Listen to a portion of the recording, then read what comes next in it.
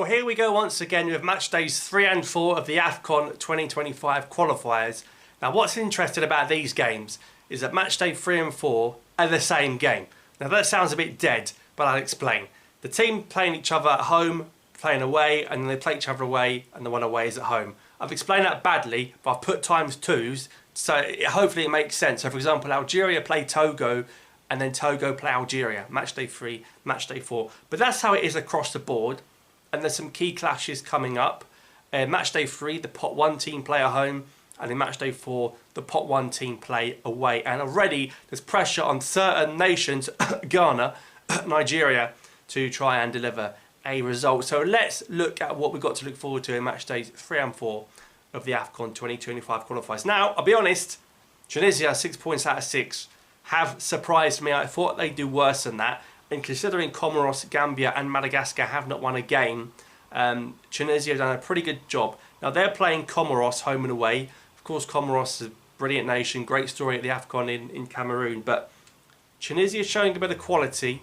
I think Tunisia will win the home game and Comoros will draw at home to Tunisia. But Gambia and Madagascar is where the real drama potentially lies to get that second spot. And I think Gambia will get at least 4 points. So they'll win at least one game against Madagascar. And I think they'll draw the other one. So I think Tunisia and Gambia will be looking good coming out of those fixtures. Group B, Morocco 6 points out of 6. But again, I keep saying it's pointless because they're the host nation.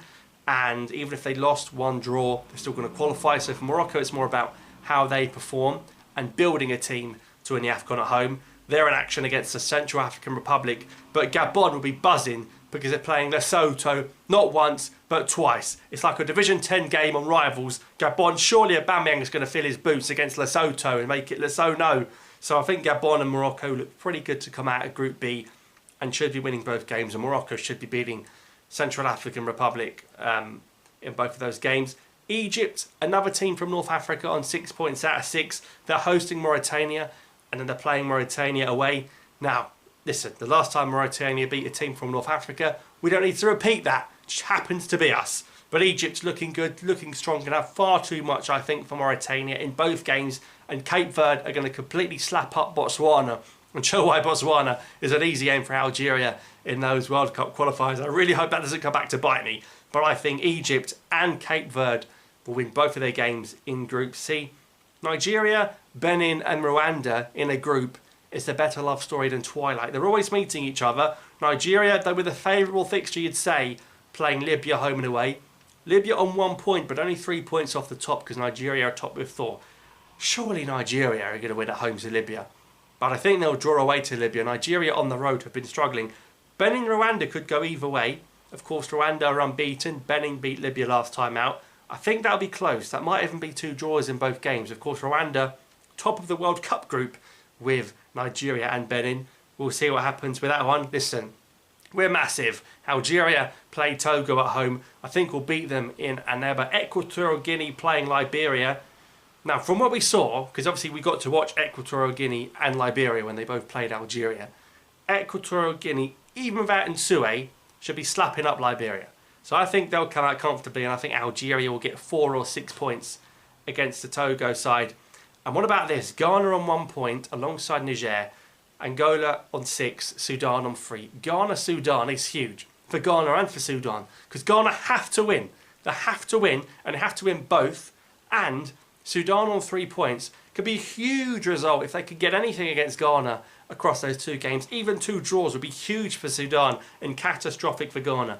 So I think Angola gets 2 wins out of 2 against Niger. I think Ghana will win the home game, but I think Sudan are actually going to beat Ghana in Khartoum or wherever their home fixture takes place.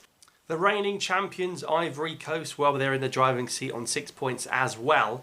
I think they're going to beat Sierra Leone home and away. Sierra Leone, a poor start to the qualifying, not the strong start, not the Sierra Leone of the Afcon of Cameroon, where again, emerging here, drew through Algeria. But Zambia, they're going to slap up Chad home and away. So I think Ivory Coast getting 2 wins and Zambia getting 2 wins.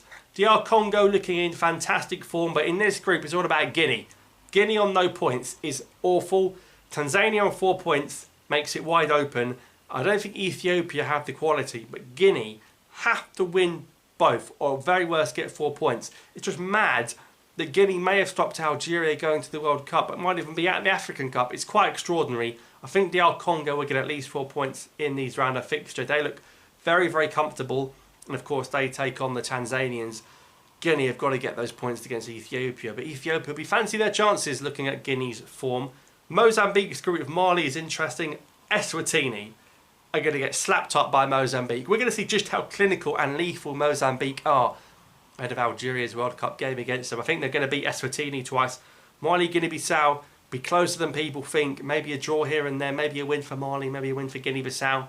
It's not going to be a walk in the park. But Mozambique 2 wins out of 2, I think. And I think Mali 1 win and 1 draw. Kenya on 4, Cameroon on 4, Zimbabwe on 2. Now, we saw Kenya and Zimbabwe play out a 0-0 last time out. Cameroon in this group, they're taking on Kenya this time, which means Zimbabwe, I think, are going to beat Namibia twice. Of course, Namibia, at the last Afcon, made the last 16. They beat Tunisia there.